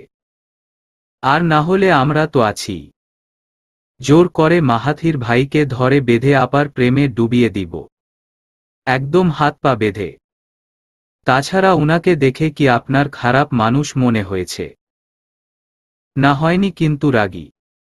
আর আপাও বলেছে উনি ভালো। খারাপ না। তাহলে চিন্তা ঝেড়ে ফেলুন। যা হবে সব ভালো এবং সুন্দর হবে। মানুষের খারাপ দিনের পর খারাপ দিন নয়, ভালো দিন আসে। আপনারা জীবনে অনেক খারাপ দিন পার করেছেন, এখন শুধু সুন্দর দিনের অপেক্ষা। শ্রুতি কিছু বলছে না।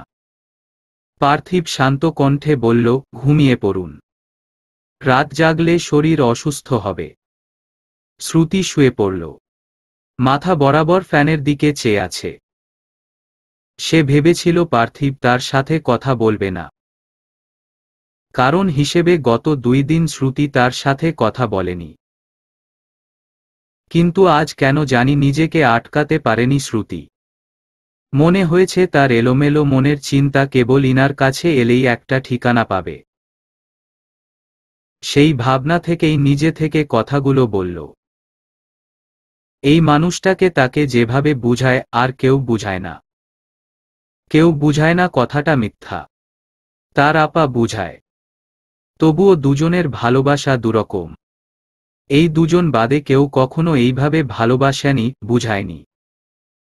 পার্থিব কি তাকে সত্যি ভালোবাসে? শ্রুতি ভাবল এইভাবে চলবে না। সে সময় বুঝে কোনো একটা ঝামেলা করে চলে যাবে এই বাড়ি ছেড়ে, সবাইকে ছেড়ে। সে তো সংসার করতে চায় না। তাহলে তার জন্য এই বাড়ির মানুষগুলো কেন ভুগবে? একটা বাসার সামনে বাইক থামালো মাহাথির। পেছনে ঘাড় ফিরালো, যার অর্থ নামো।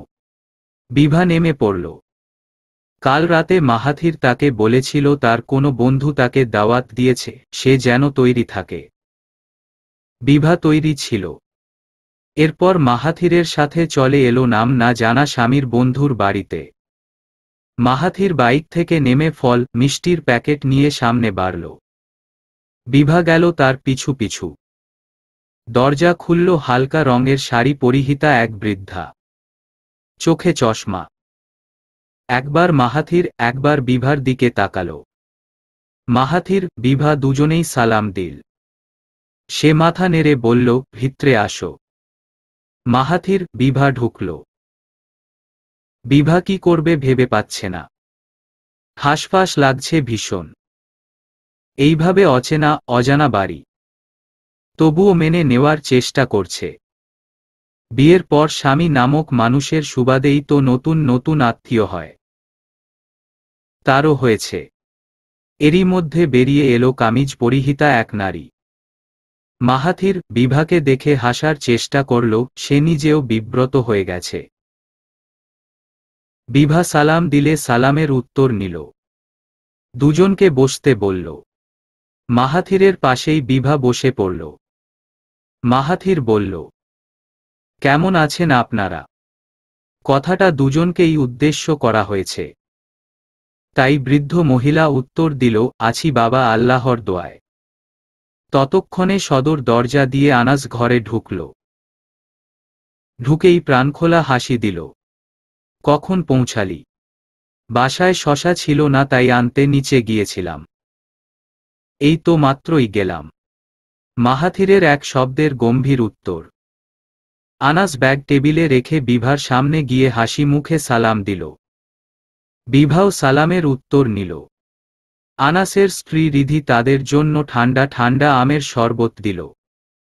আনাস হাসিমুখে বলল, ভাবি, আমি আপনার একমাত্র দেওর ভাসুর যাই বলেন। ও সরি, আপনার তো দেওর আছেই। আমি হলাম আপনার একমাত্র স্বামীর একমাত্র বন্ধু। আপনি আসছেন, খুব খুশি হলাম। বিভা আনাসের কথায় মিষ্টি হাসল। রিধি এসে বলল, আপনারা ওই ঘরে গিয়ে ফ্রেশ হয়ে নেন, যা গরম। আমি খাবার বাড়ছি, খেয়ে দিয়ে গল্প করব। বিভা মাহাথির দেখানো রুমে এলো। মাহাথির গিয়ে হাত মুখ ধুয়ে এলো। এসে বিভার দিকে তাকালো। বুঝল বিভার অস্বস্তি। গম্ভীর মুখে কেবল বলল, হিজাব খুলে হাত মুখ ধুয়ে নাও, ভালো লাগবে।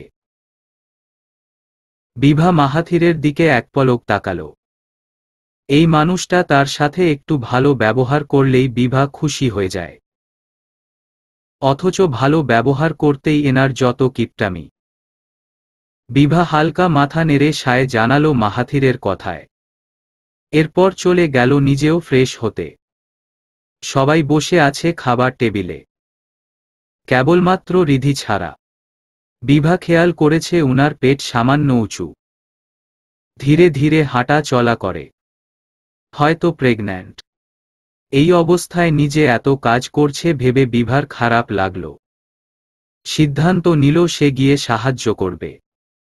টেবিল থেকে নিঃশব্দে উঠে গেল রান্নাঘরে। রান্নাঘরে গিয়ে দাঁড়াতেই রিধি বলে উঠল, এখানে কেন? কিছু লাগবে? আমাকে ডাকলেই পারতে। বিভা এইবার ভালোমতো লক্ষ্য করল। আসলেই তার সামনে দাঁড়ানো নারীটি প্রেগনেন্ট। বিভা বলল, আপনাকে সাহায্য করি। আরে না, সাহায্য লাগবে কেন? দেখো সব কাজ শেষ। তুমি গিয়ে বসো, আমি আসতেছি। আর আমাকে তুমি করে ডাকো। আমরা তো সেম। তুমি যাও, টেবিলে যাও, গরমে থেকো না। বিভা গেল না, দাঁড়িয়েই রইল। দুজনের মধ্যে চলল টুকটাক কথাবার্তা। খুব অল্প সময়েই দুজনে বেশ খাতির হয়ে গেল। খাওয়া দাওয়ার পর্ব চলছে। রিধির শাশুড়ি আগেই খেয়ে উঠে পড়েছে। মাহাথির বিভার দিকে তাকাল। ভাবল এই মেয়েটা যেহেতু তার সাথে এসেছে, সেই হিসেবে মেয়েটার সমস্যার দিকে লক্ষ্য রাখা তার দায়িত্ব। যতই অপছন্দ করুক না কেন, কিছু লাগলে বা সমস্যা হলে বলবা।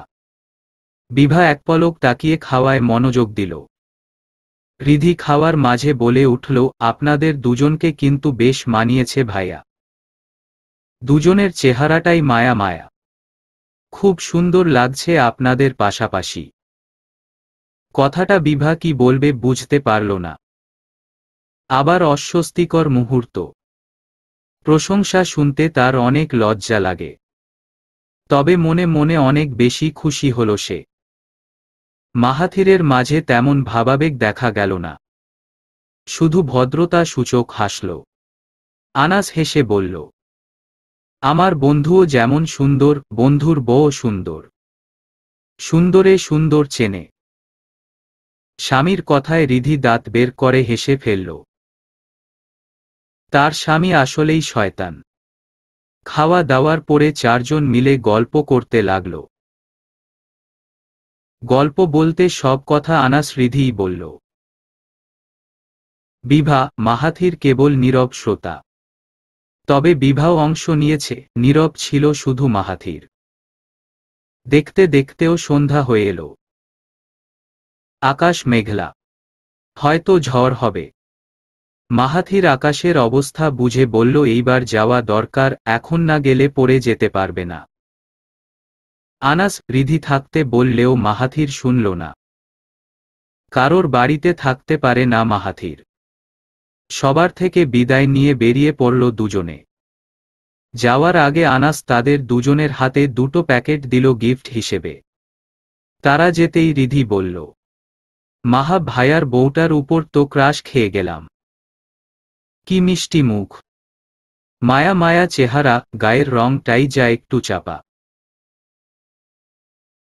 তবুও চেহারা সুরত কিন্তু ভালোই। এত মিশুক। আপনি জানেন, আমি রান্নাঘরে কাজ করছিলাম, নিজে থেকে গিয়ে সাহায্য করেছে আমাকে। শশা কেটে দিল, হাতে হাতে কাজ করল। এত ভালো একটা মেয়েকে খুঁজে পেল কেমন করে। আমি অনেক খুশি হয়েছি। আমি কিন্তু আবার দাওয়াত দিব। আনাস হাসল। তার বউ অল্পতেই খুশি হয়ে যায়। তাই বিভার ব্যবহারেও খুশি হয়ে গেছে। যদিও বিভার ব্যবহার তারও ভালো লেগেছে। দেখেই বোঝা যায় কত ভালো মেয়ে। অথচ তাকেই কিনা তার বন্ধু মেনে নেয়নি। আনাসের মনে হল, মাহাথিরের ভাষায় বিভার মতো জঘন্য মেয়েকেই মাহাথির একদিন ভীষণ ভালোবাসবে। আচ্ছা, সেদিন কি ওই শান্ত মেয়েটা মাহাথিরের ভালোবাসা গ্রহণ করবে নাকি ফিরিয়ে দিবে? এদিকে বিভা মাহাথির সবেমাত্র বাসায় পৌঁছাল। ইতোমধ্যে ঝড় শুরু হয়ে গেছে। বৃষ্টির ছাটে দুজনেই হালকা পাতলা ভিজে গেছে। মাহাথির বের হতেই বিভা গিয়ে ভেজা জামাকাপড় ছেড়ে নিল। রান্না করতে হবে রাতের। বাসায় তো কিছুই নেই। তাড়াতাড়ি রান্নাঘরে গেল। বেশ কিছুক্ষণ পর গামছা শুকাতে ঘরে ঢুকল বিভা। বারান্দায় মেলে দিয়ে ঘরে এলো।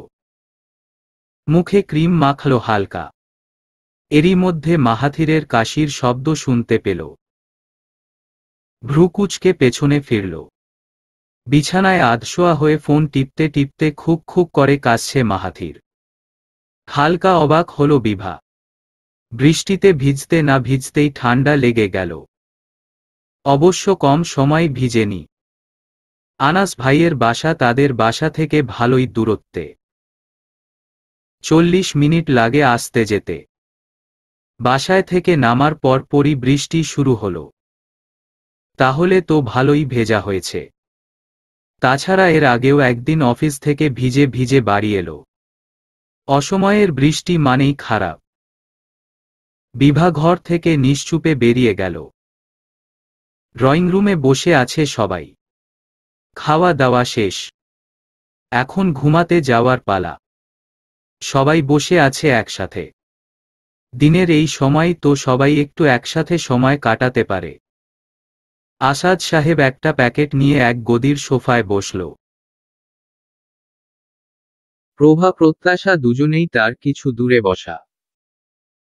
প্যাকেট থেকে বের করল শ্যাম্পু, তেল। তেলগুলো নিজের দুই মেয়ের দিকে ঠেলে দিয়ে বলল, এই উঠতি বয়সে তেল লাগাতে হবে চুলে, নয়তো চুল ভালো হবে না। তেল হলো চুলের খাবার। আজ রুমে গিয়ে দেখলাম তেল নাই, তাই নিয়ে আসছি দুজনের জন্য। তেল নাই যে বলবে না। প্রভা মুখ কুঁচকে ফেলল তেল দেখে। তেল নিয়ে তার যত বিরক্তি। প্রত্যাশা ঠোঁটে ভাষা ভাষা হাসি ঝুলিয়ে তেল নিজের দুই হাতে তুলে নিল। তার বাবা কত্ত ভালো, কত্ত খেয়াল রাখে, ভাবতেই তার ভীষণ খুশি লাগে।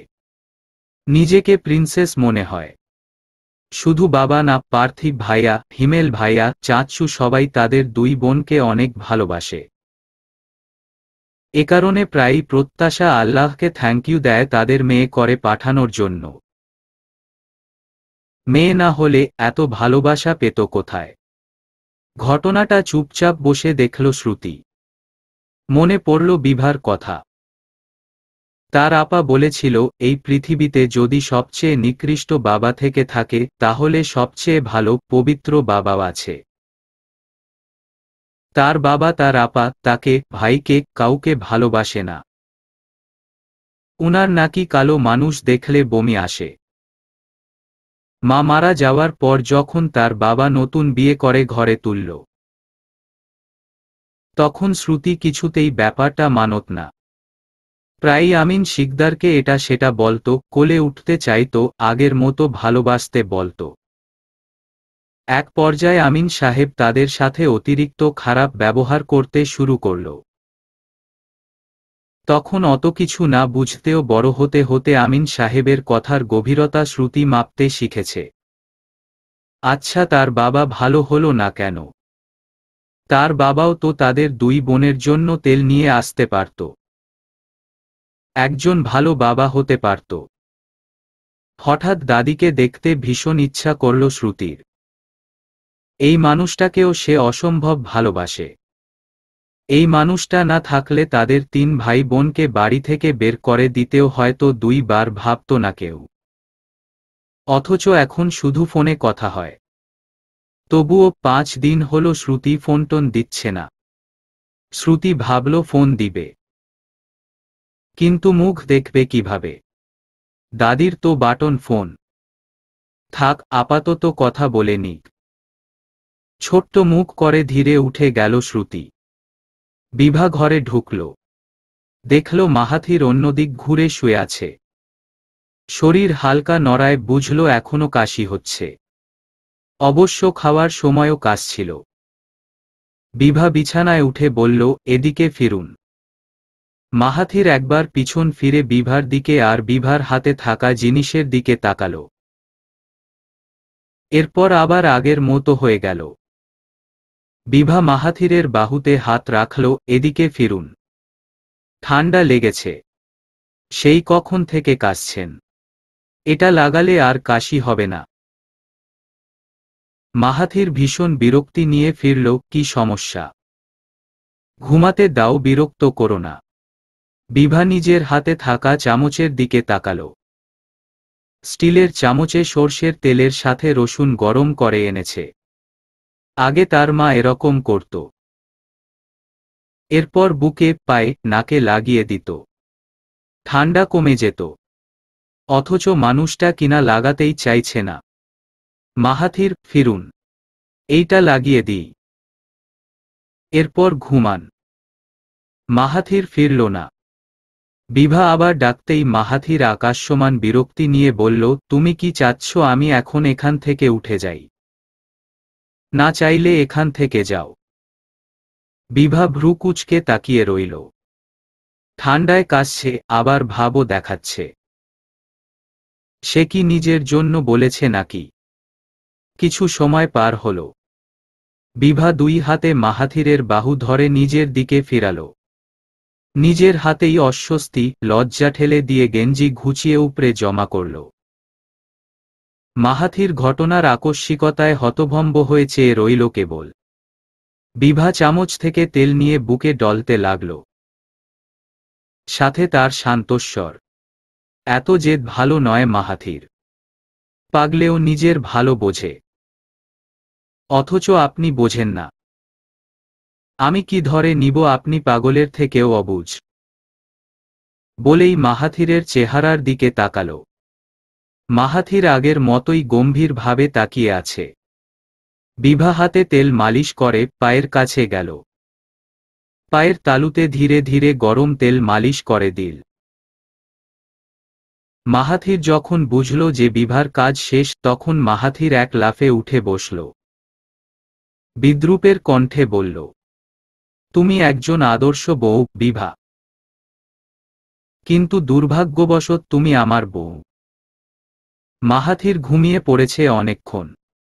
বিভার ঘুম আসছে না। মাহাথির আজ অনেক আগেই ঘুমিয়েছে। অন্যদিন 12টা 1টায় ঘুমায়। আজ 10টার দিকেই ঘুমিয়ে পড়েছে। বিভা সারা বাড়ি একা একা হাঁটল আর নিজের মায়ের ডায়েরি পড়ল। অতঃপর বারান্দায় থাকা মাহাথিরের শার্টগুলো এনে সুন্দর করে ভাঁজ করল। আবারও বিদ্যুৎ চমকাচ্ছে। বৃষ্টি নামবে, ঝড়ও কি আসবে। বিভা গিয়ে বারান্দায় দাঁড়াল। ঠান্ডা হাওয়ায় দাঁড়িয়ে থাকতে ভালো লাগছে। বিভা দাঁড়িয়ে রইল আর নিজের জীবনের হিসাব কষল। রাত 1টারও বেশি বাজে। মাহাথিরের হঠাৎ করে ঘুম ভেঙে গেল। পাশে তাকিয়ে বিছানা খালি দেখে ভীষণ অবাক হল। উঠে বসার পর লক্ষ্য করল ঘুমানোর আগে ভীষণ মাথা ব্যথা ছিল। এখন নেই। মাহাথির বারান্দায় তাকিয়ে দেখল বিভা দাঁড়িয়ে আছে। ঢিলেঢালা কামিজ, একপাশে ওড়না ঝুলানো, চুলগুলোও খোলা। মাহাথিরের ভীষণ গরম লাগলো। অতঃপর উঠে পড়ল। বাথরুম থেকে ফ্রেশ হয়ে বারান্দায় গিয়ে দাঁড়ালো।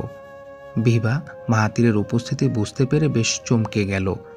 মাহাথিরের দিকে তাকিয়ে কিছুই বলল না, চুপচাপ চেয়ে রইল বাহিরের দিকে। মাহাথিরের গায়ে কোনো জামা নেই। ভীষণ লজ্জা করছে বিভার। মনে হলো আগে ঘুমিয়ে গেলেই হয়তো ভালো হতো। বাতাসে এখন ভীষণ আরাম লাগছে। একটা শীত শীত ভাব চলে আসছে। মাহাথির বিভার দিকে তাকালো। মেয়েটা হালকা ভিজে আছে। বৃষ্টি পড়েছিল নাকি? এখন তো নেই। এখন তো খুব সুন্দর বাতাস বইছে বাইরে। কতক্ষণ ধরে দাঁড়িয়ে আছে তাহলে এই মেয়ে এখানে? মাহাথির অনুভব করলো বারান্দায় পানি। তার মানে একটু আগে ভালোই বৃষ্টি হয়েছে। মাহাথির না চাইতেও আবারও বিভার দিকে তাকালো। বিভাকে ভালোভাবে লক্ষ্য করতেই মাহাথিরের আবারও ভীষণ গরম লাগতে শুরু করলো। বিভা তার স্ত্রী। সে মানুক আর নাই মানুক, তাদের সম্পর্ক মিথ্যা নয়। আর না মিথ্যা বিভার প্রতি তার অধিকার। মাহাথির গিয়ে একদম বিভার পেছনে দাঁড়ালো। বিভা চমকে উঠল। ঠিক করলো ঘরে চলে যাবে এখন। বিভা ঘুরে যেতে নিতেই মাহাথির হাতের কবজি ধরে আটকে দিল তাকে। বিভা এবার ধীরে ধীরে পেছনে ফিরল। মাহাথির বিভার হাত ধরেই আছে এখনো। বিভা মাথা উঁচিয়ে দেখল মাহাথিরের ভ্রু কুঁচকানো, দুটো চোখ, সাথে গম্ভীর গভীর দৃষ্টি।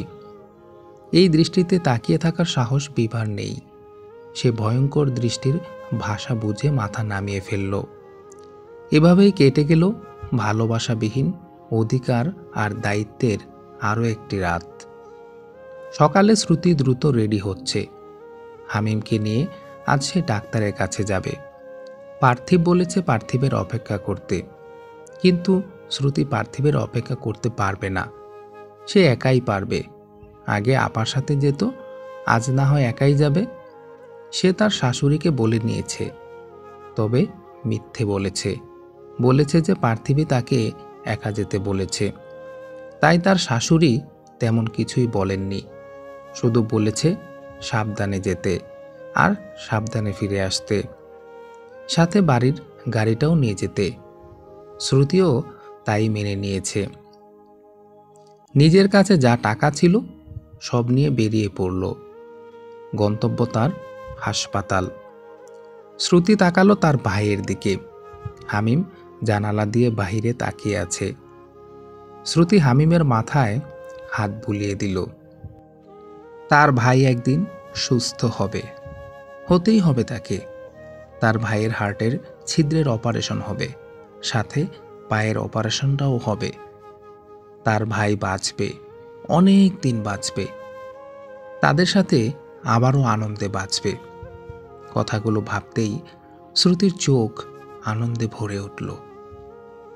চলবে।